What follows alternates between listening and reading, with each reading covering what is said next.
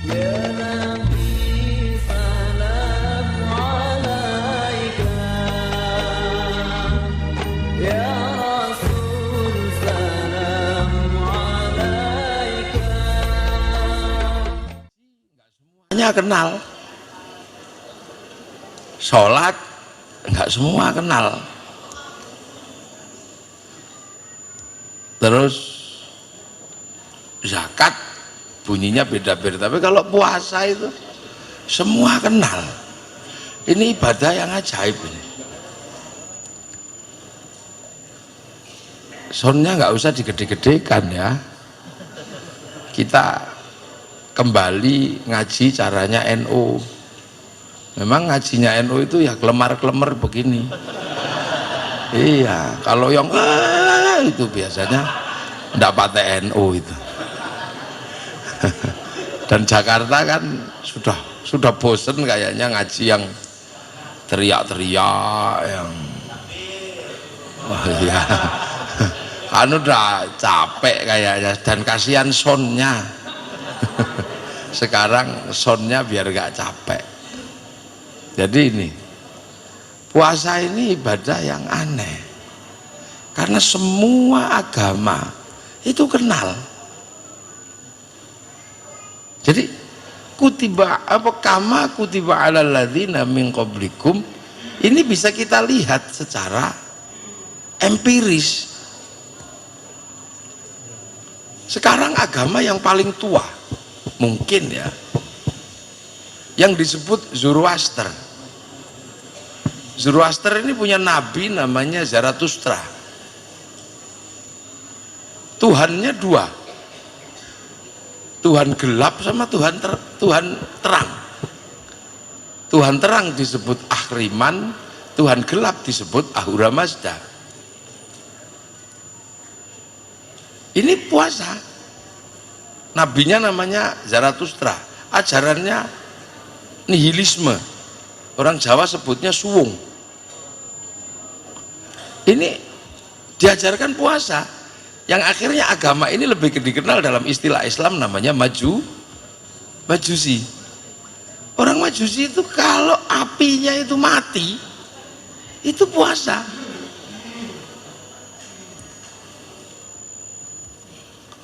Yang ngik-ngik ini mana tuh? Kok ada yang ngik?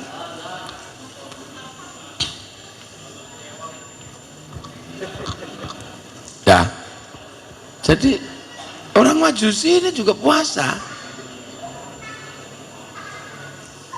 dan puasanya orang Majusi itu berhenti nggak main-main.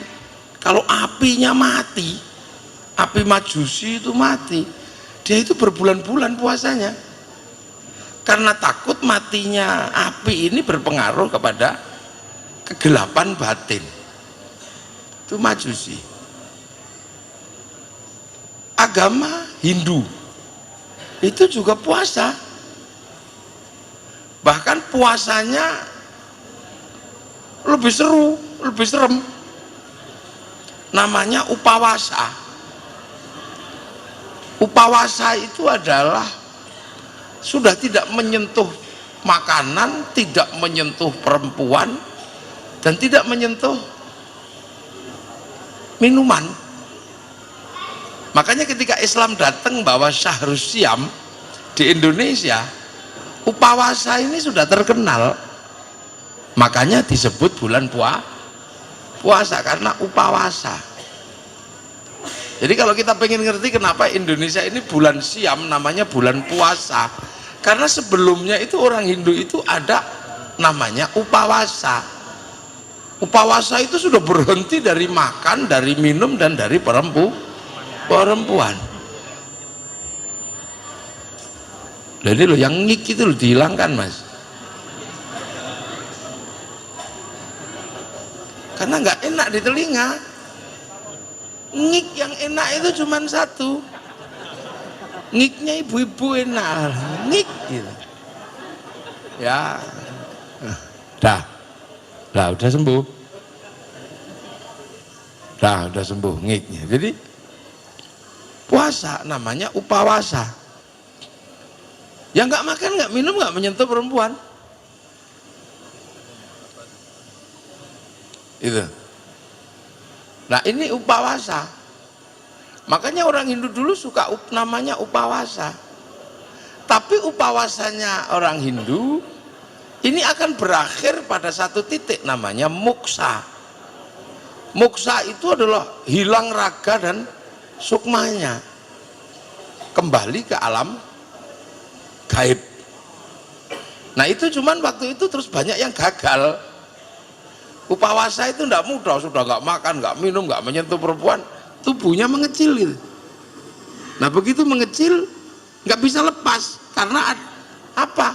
Ada yang masih ingat istrinya, ada yang masih ingat uangnya, akhirnya macet. Nah macet ini dia nggak bisa hilang, nggak bisa kembali lagi.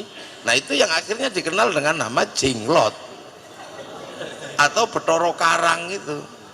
Makanya kalau yang menemukan jenglot jangan dijual mahal, itu produk gagal moksa. Ya, itu yang menyebabkan lahirnya ajaran Bhairawa Tantra. Apa Bhairawa Tantra? Itu ajaran yang untuk biar orang tidak mati dengan cara jadi jenglot. Dia lantas apa? Melakukan ritual yang sebaliknya.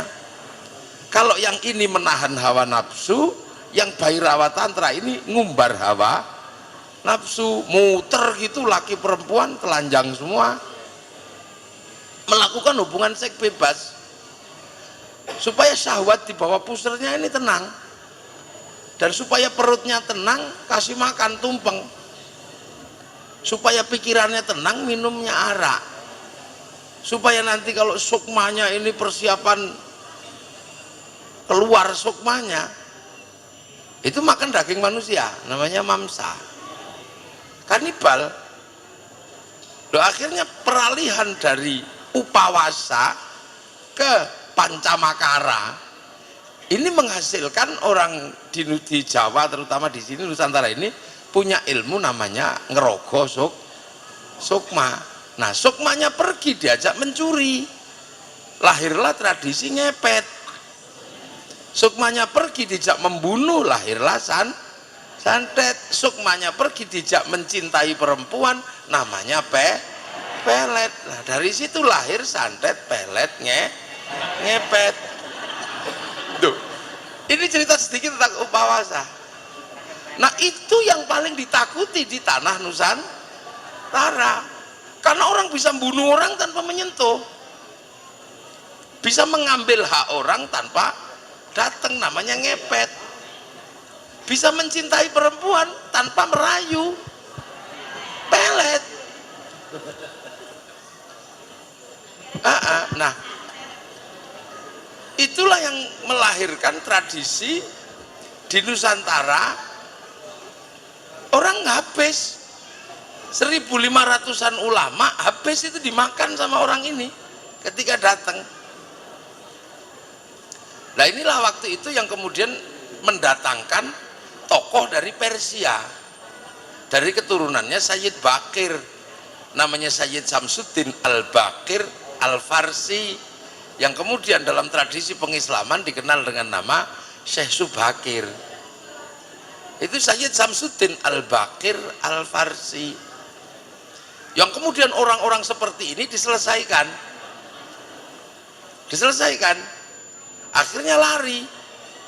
Nah sebagian besar lari ke barat,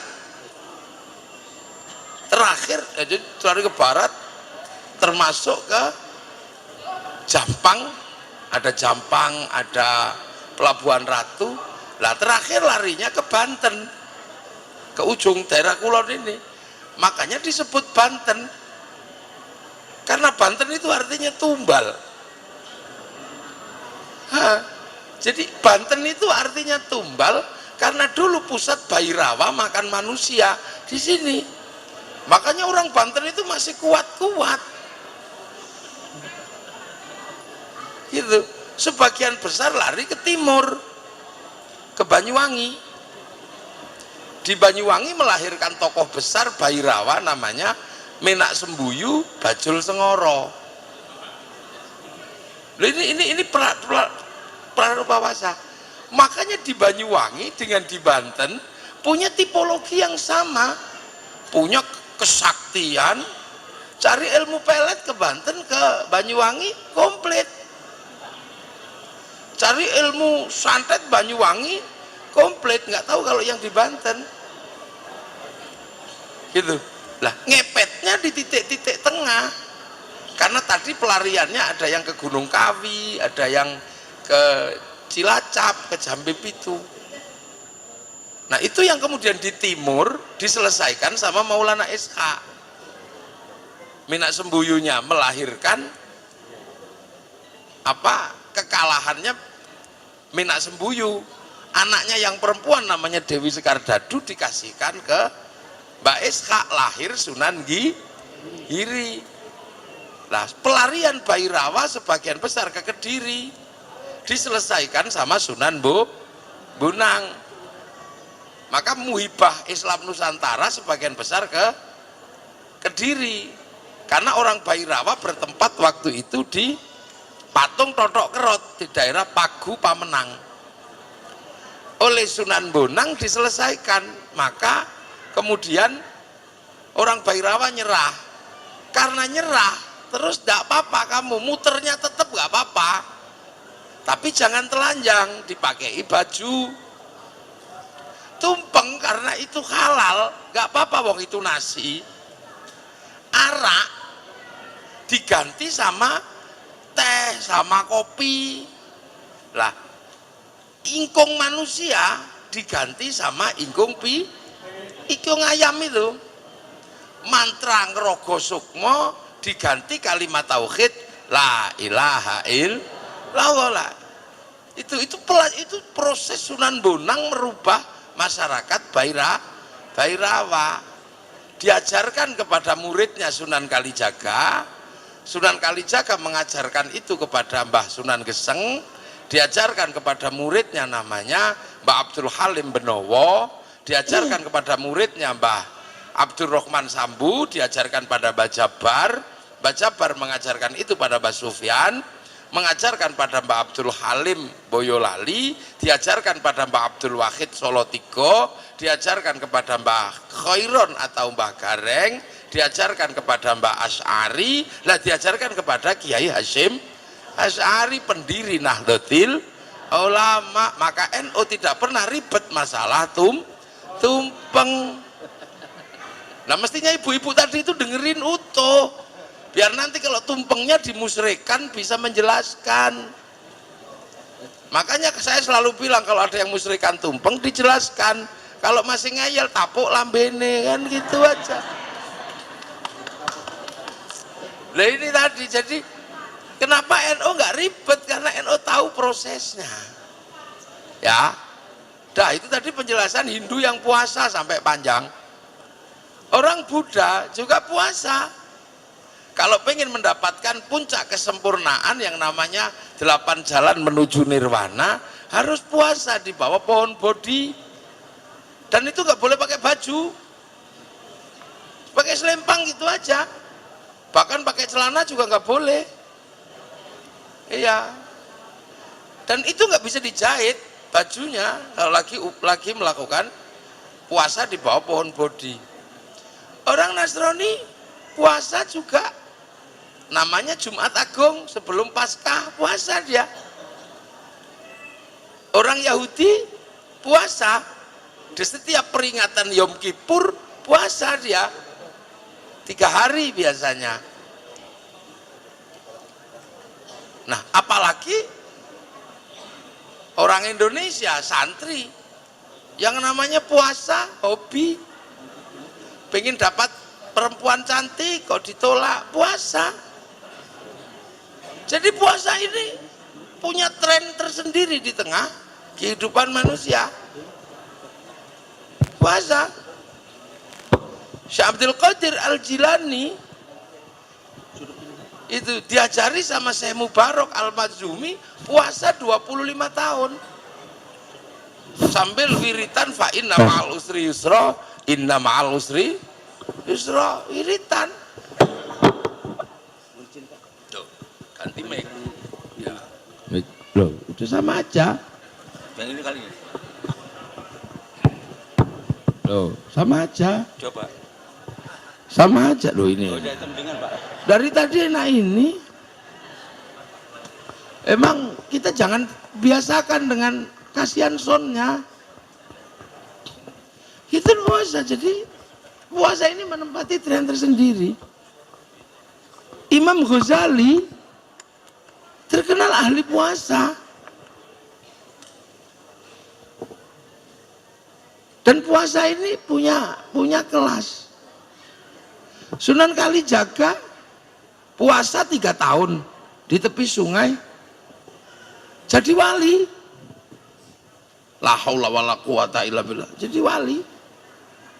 Sunan Geseng itu orang nggak pinter, tukang ngambil kelapa, puasa 3 tahun baca ya hayu ya qayyum, keliru yo kayu kuyoka, puasa. Ki Ageng Pengging waktu punya cita-cita punya anak jadi raja, puasa 7 tahun. Di samping Rawa Pening lahir Joko Tingkir jadi Raja Pajang. Calon Raja Mataram itu pengen punya anak alim tapi juga jadi raja, namanya Raden Bagus Harun. Itu puasa 7 tahun, keluar dari kerajaan, bertempat di daerah Ponorogo, berpuasa di samping sumur. Yang sumur itu kemudian pada tanggal 27 Ramadan tahun ke-7 airnya muncrat. Oh, aku dapat Lailatul Qadar, maka sumurnya dinamakan sumur 1000 bulan, 1000 bulan. Kampungnya sampai sekarang dikenal dengan nama Kampung Sewulan. Akhirnya diberkati punya anak perempuan, galaknya ndak umum. Dikenal dengan nama Nyi Ageng Alap. Gak ada yang berani nikahi. Dinikahi sama Raden Santri. Punya anak Mbah Maktum. Mbah Maktum punya anak Malum, punya anak Tafsir Anom, punya anak Bakol Yubi, punya anak Mbah Ilyas. Mbah Ilyas nikah punya anak perempuan, Gewala, namanya Nafiqoh. Dinikah sama Kiai Hashim, lahir Kiai Wahid. Nikah sama Nyai Solikah binti Bisri Sansuri, punya anak Abdurrahman Wahid. Bener-bener terjadi seorang ulama jadi presiden walaupun 2 tahun. Duh. Jadi 2 tahun setengah.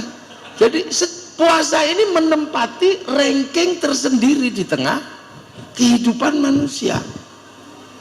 Ki Gede Pemanahan puasa 20 tahun pengen punya anak jadi raja, lahir Sutawijoyo Raja Mataram. Di Jogja itu ada ibu-ibu biasa aja tapi pengen punya anak jadi raja, bukan turunan raja, bukan tetangga raja, tapi pengen punya anak jadi raja. Itu puasa 9 bulan, namanya Nyai Sukirah. Tetangganya karena kamu bukan turunan raja, nanti paling anakmu raja ketoprak. Ternyata apa? 9 bulan puasa, apalagi pas hamil, keluar anaknya laki-laki keriting jemblok gitu, dikasih nama Soeharto. Itu jadi presiden 32 tahun. Loh itu makanya santri-santri juga sama, kalau pengen punya hajat gede itu puasa. Mencintai perempuan kok ditolak, puasa. Masuk aja ke masjid 7 hari 7 malam, ya Rahmanu ya Rohim, I love you. Ini puasa, ini tradisi puasa. Nah, kalau tidak puasa pakai ya Rahmanu ya Rohim, cari pohon besar puasa. Baca Sunamata Kaji ajiku jaran goyang tak goyang-goyang, I love you, sama saja. Loh, ini beda. Jadi puasa itu berbeda. Makanya orang-orang yang kuat puasa. Nenek moyang kita nggak terlalu pinter tapi puasanya kuat-kuat. Bisanya cuman Bismillahirrahmanirrahim, tapi sakit gigi itu sembuh.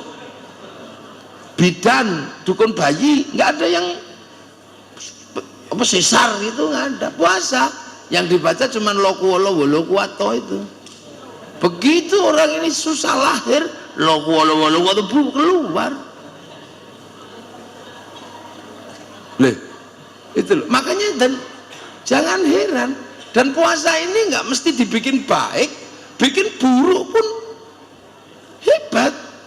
Wong puasa itu aneh kok. Dukun santet itu kalau puasanya semakin kuat, santetnya semakin teksek. Lu ahli-ahli maling-maling itu kalau puasanya kuat dikejar polisi hilang. Makanya jangan heran orang cari nomor SDSB pun puasa. Loh, jadi puasa ini menempati satu titik yang sangat spesial di hati manusia. Nah, begitu tradisi puasa ini mulai kurang, maka manusia kualitasnya semakin turun. Dulu orang ketemu singa, singanya lari karena cuman lari singanya. Manusia sekarang begitu puasa apa ini menakutkan, manusia nggak kuat lagi. Jangankan ketemu singa, ketemu melinjo takut.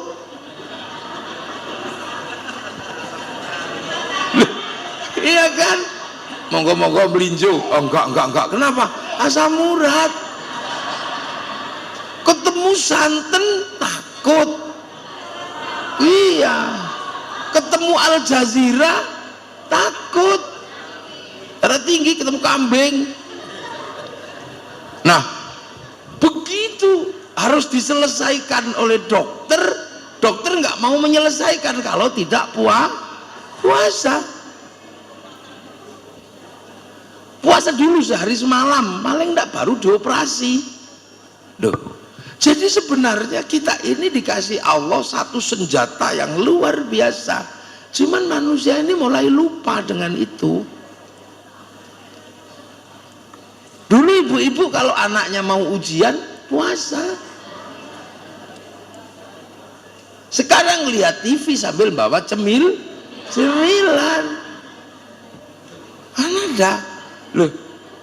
Jadi kita ini sebenarnya oleh Allah dipersiapkan sesuatu yang luar biasa. Dan puasa itu sama dimanapun rumusnya, nggak makan, nggak minum, dan nggak kuku-kuku. Kan itu.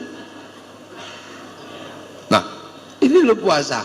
Nah, terlepas dari ini puasa semuanya, puasa Islam itu ada aturannya. Apa? Puasa Islam bukan untuk kaya, bukan untuk yang sekti-sekti tadi. La'allakum tattaqun. Nah, la'allakum tattaqun. Takwa itu apa sih? Kemudian kalian menjadi orang yang bertakwa. Takwa itu sesungguhnya apa? Takwa adalah kemanapun kita menghadapkan diri, merasa di situ kita diawasi sama Allah. Kemanapun kita melihat itu seolah-olah kita berhadapan dengan Allah. Makanya akhirnya takut meninggalkan perintah, takut menjalankan larangan. Itu lu kok bisa rumusnya pakai puasa? Nah, ini kita bongkar satu-satu ini. Ini orang modern ini kan mesti dibongkarkan ini. Puasa itu nggak makan, nggak minum, nggak menyentuh perempuan. Itu apa? Itu adalah sesuatu yang bersifat fisik. Makan kebutuhan perut, syahwat kebutuhan bawah perut, minum ya kebutuhan perut. Ini. Lah perut itu apa? Perut itu pusat distribusi kehidupan manusia yang bersifat jasadi. Gitu. Lah jasad itu apa? Jasad itu bukan manusia. Jasad itu bukan manusia. Jasad itu bungkusnya manusia. Kalau Kalau manusianya ya nggak kelihatan mau di dalam situ. Yang saya hadapi ini kan bukan manusia, ini bungkusnya aja. Manusianya di dalam situ. Itu. Makanya ketika manusia itu ini bungkusnya ini ditinggal sama manusianya, nggak ada harganya. Cuman bungkus saja. Bungkus handphone kalau sudah diambil handphonenya ya nggak ada gunanya, nggak apa. Bungkus TV kalau sudah diambil TV-nya ya bungkusnya didaur ulang. Lah ini sama, manusia ini cuman bungkus. Yang asli siapa? Ya aslinya di dalam situ. Yang orang sering sebut sebagai apa? Nyawa, ruh. Nah itu menungso yang pernah ditanya oleh Allah dari langit sana produknya. Nah kalau bungkusnya ini kan produk lokal dari makanan bumi, makanan bumi aja dia bukan makan, akhirnya diproses di perut juga, vitamin diambil tubuh, ini diambil keluar, ada yang jadi ada yang jadi kelek, ada yang jadi apa. Nah ada yang jadi nutfah di sini. Nutfah itu zat hidup yang ada dalam setiap makanan sesuai dengan hasil dari idza arada syai'an ayyakula lahu kun fayakun. Kunnya Allah itulah yang namanya nutfah. Makanya nutfah laki-laki dan perempuan dicampur, nanti jadi segumpal darah, terus segumpal daging. Nah kalau sudah jadi daging baru nyawa turun. Lah ketika turun ditanya alastu birabbikum, kamu lupa nggak kalau aku ini Tuhanmu? Nyawa jawab qalu bala syahidna fanfukhur ruh, maka ditiup ruhani ke dalam daging. Akhirnya dagingnya hidup. Akhirnya dagingnya hidup, dimplek-plek daging, diikat pakai otot, ditiangi pakai tulang, bungkus kulit, tumbuhi rambut. Akhirnya 9 bulan keluar. Yang keluar kelihatan bungkusnya. Nah bungkusnya ini ya tergantung yang bikin. Kalau yang bikin pesek ya keluarnya pesek. Kalau yang bikin hitam ya keluarnya hitam. Makanya kalau yang dibikin di Irian ya kulitnya begitu, itu karoseri sana. Yang dibikin di di Bugis ya kayak Yai Andi Jamaro ini. Nah kalau dibikin di Cina ya tembem-tembem, sipit-sipit itu. Nah makanya kalau yang diproduksi di Arab ya begitu, yang diproduksi di Eropa ya tinggi besar, rambutnya merah. Tergantung yang nyita aja, nyita pesek keluarnya pesek. Kalau yang nyita kok cakep itu, ganteng sama cantik ya keluarnya ini.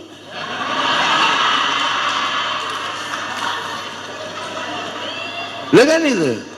Loh, makanya manusia itu bungkusnya karena produk dunia, maka membesarkannya juga dari barang dunia yang dari ya makanya membesarkannya pakai nasi, pakai telo, pakai apa saja besar. Dan kecenderungan bungkus ini dunia. Makanya jangan heran kalau tangan ini dunia. Tangan laki-laki setiap lihat bokong mesti pengen demek. Semua sama. Wong ini dunia kok. Loh, semua yang di atas ini sama. Kalau tangannya ya pengen gini, kalau lihat bokong mindul gitu. Wong tangan saya juga iya. Sama, semua ini dunia. Kaki ini dunia, dia pengen dunia. Makanya jangan lupakan jatah dunia, ambil itu. Semua sama, yang bedakan remnya dok. Kiai itu insya Allah remnya cakram. Pas mau sit gitu direm set, depan belakang berhenti. Nah rem metropolitan ini kan rem tromol, kampasnya setengah habis. Jadi kalau direm gitu. Loh, iya kan? Makanya latan sanasi bakaminat dunia, jangan kamu lupakan karena ini dunia. Dan Allah bikin hukum enak. Seluruh kesalahan dunia diampuni karena memang basic manusia yang dunia ini memang dunia. Tapi ruhani ini kan pengen menghadap Allah. Pengen menghadap Allah. Ruhani ini selalu rindu kepada pulang ke kampung halamannya sana. Jadi ruhani ini selalu pengen pulang karena dulu dari kampung sana. Persis orang sekarang pengen pulang ke rumah. Tapi jasad ini karena terbuat dari dunia, dia juga pengen tetap di dunia. Jadi manusia ini ruhaninya rindu pulang. Jadi sampean kalau ada orang mati itu nggak usah kaget.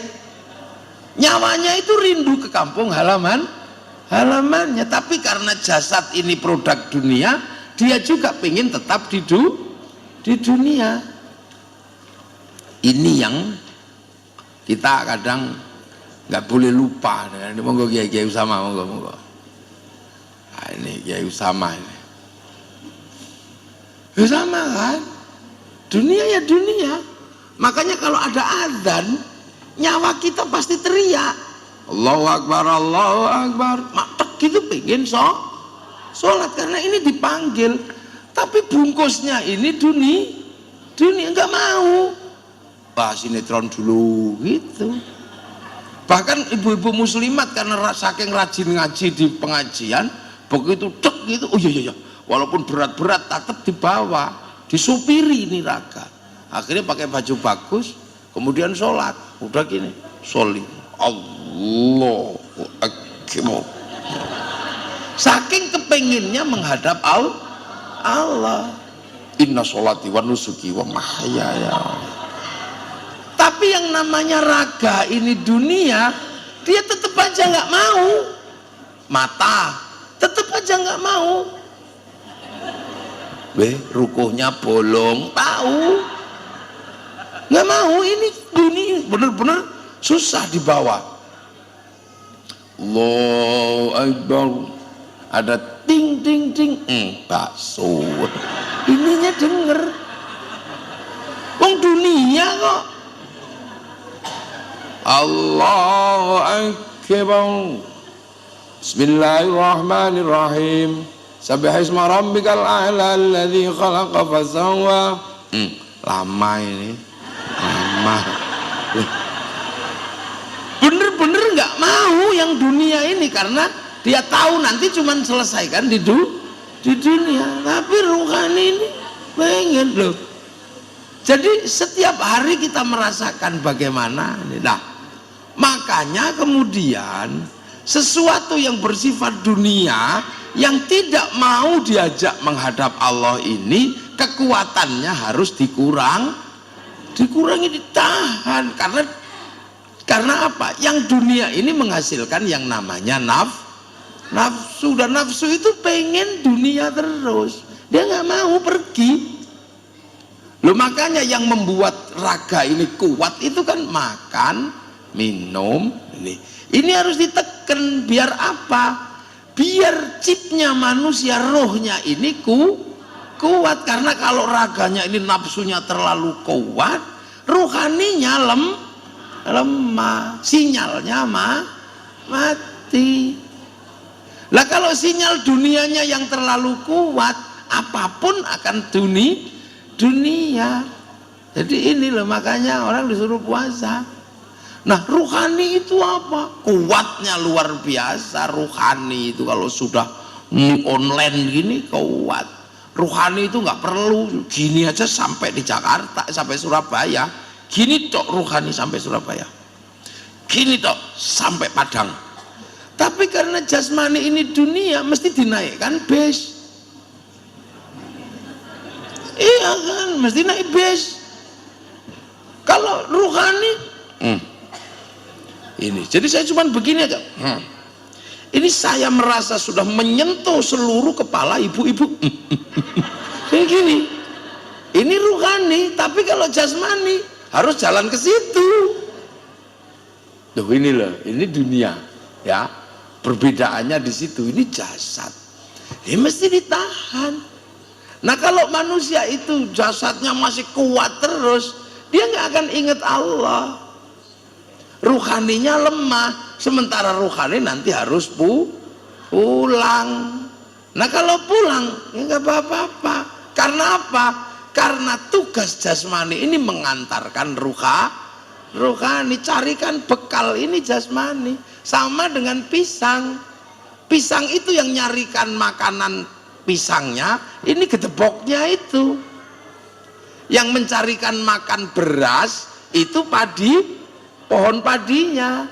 Yang mencarikan makan kelapa itu pohon kelapanya.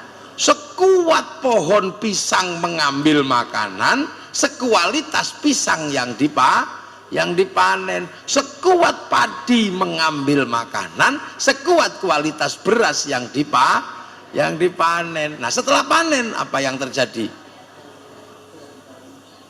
Itu apa yang terjadi? Ya sama, manusia dan padi sama. Setelah padinya dipanen, pohon padinya dibuang.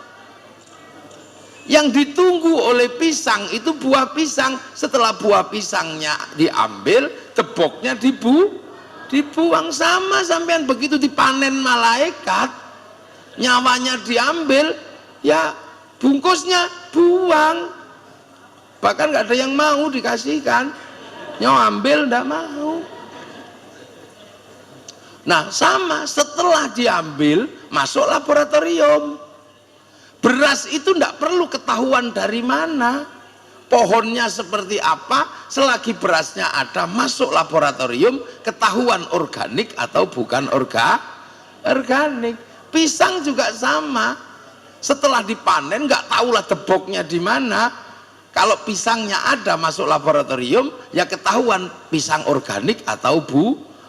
Sama dengan manusia, setelah diambil ruhaninya, jasadnya mau dimakan cacing mau apa, kalau nyawa ini masuk laboratoriumnya Allah, mithqala dzarratin khairan yara, mithqala dzarratin syarran yara. Sama kayak syuting itu. Syuting itu kan ngerekam saya, keluar nanti. Tapi semua rekaman alat syuting itu dimasukkan ke dalam kartu memori. Setelah merekam saya, syutingnya dibanting, nggak masalah selagi memorinya masih ada. Diputer keluar gambar saya semua.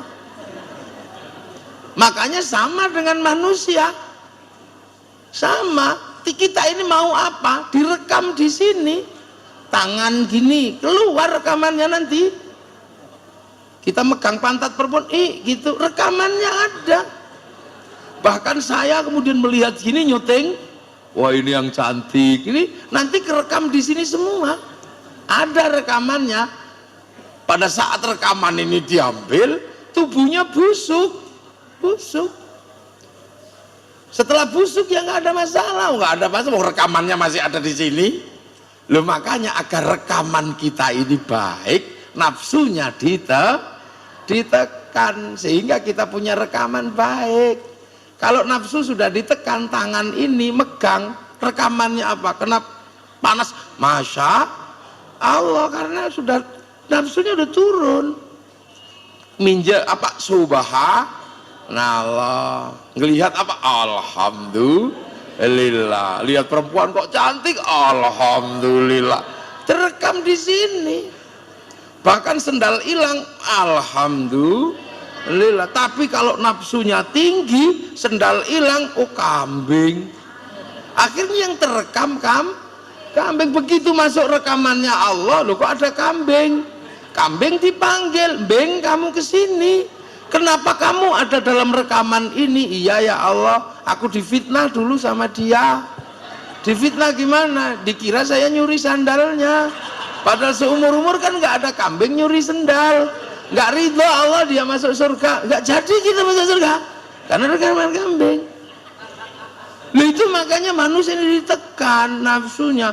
Kalau nafsunya sudah kendor, kemana-mana Allah.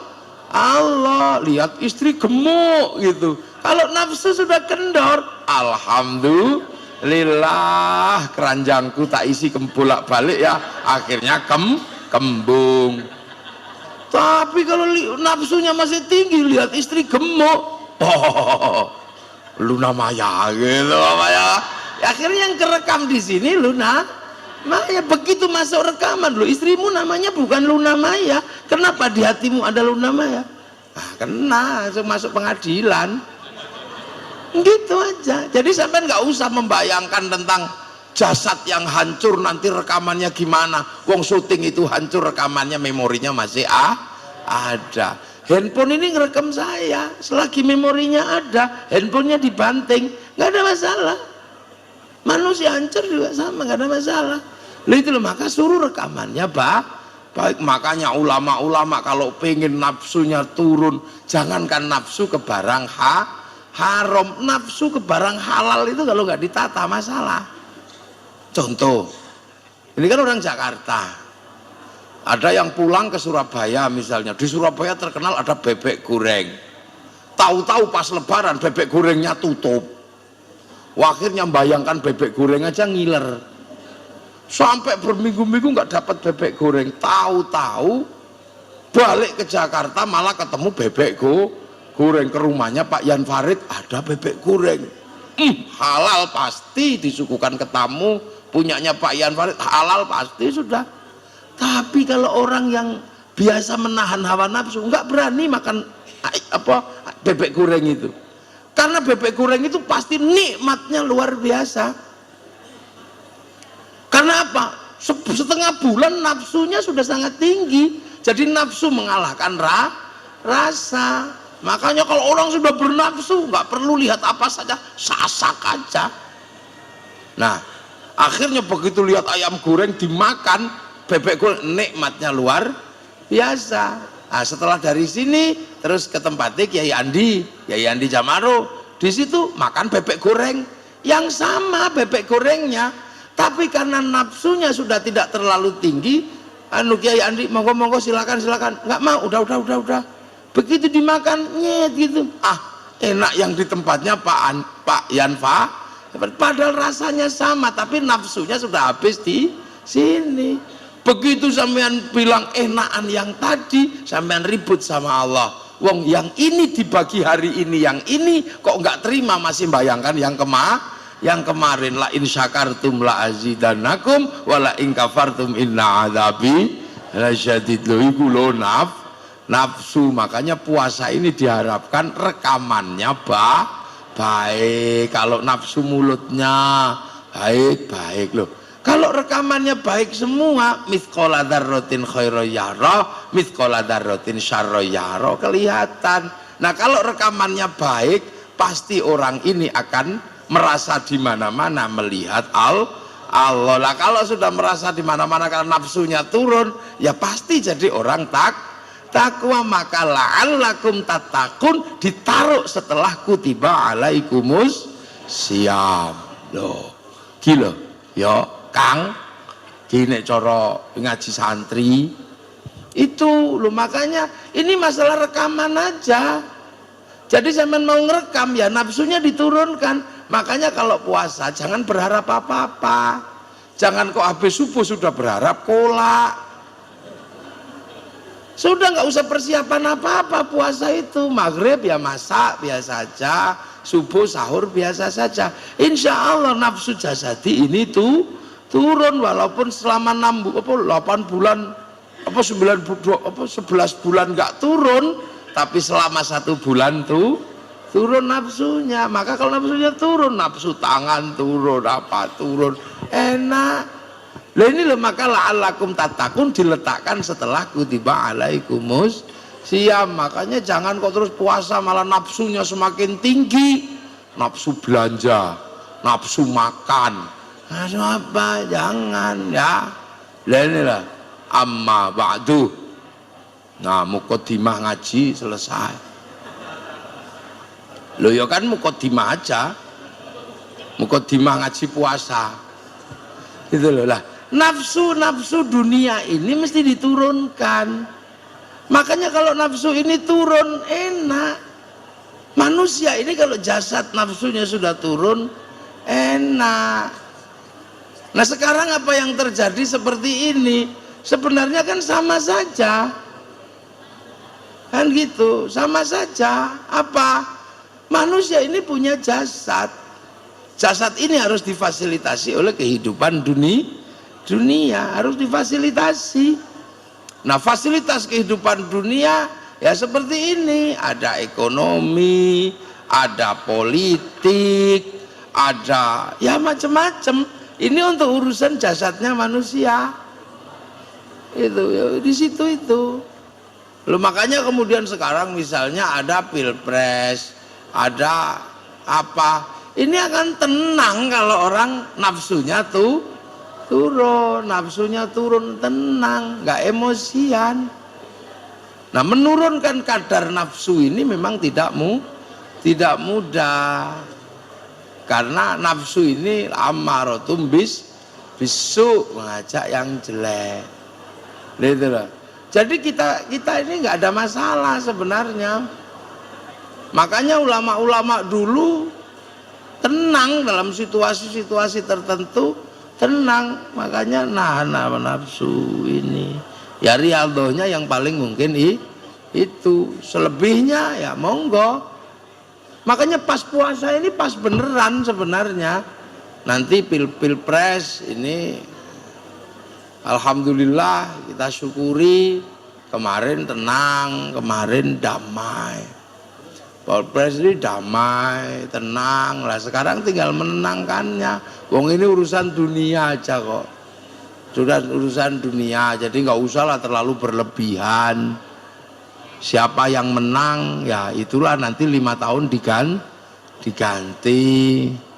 Sama nanti juga menteri, dulu Pak Ian Farid menteri, begitu sekarang ganti menteri yang baru lagi, dan akan begitu seterusnya. Nah, sesuatu yang begitu terus-terusnya ngapain dipikirin rame-rame. Maka sekarang mari, punya hajat apa, puas saja Bu.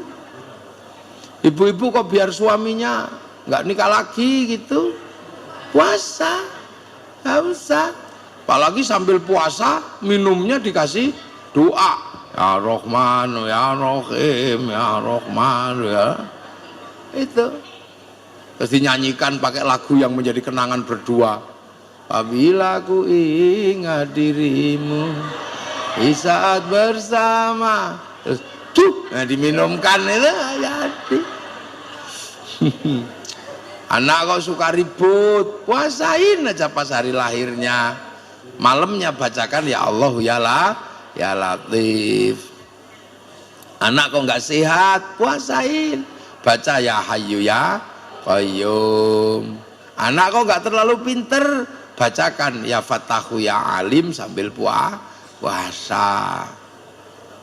Istri kok cerewet, puasa, bacakan summum bukmun umbium faum la arji'un.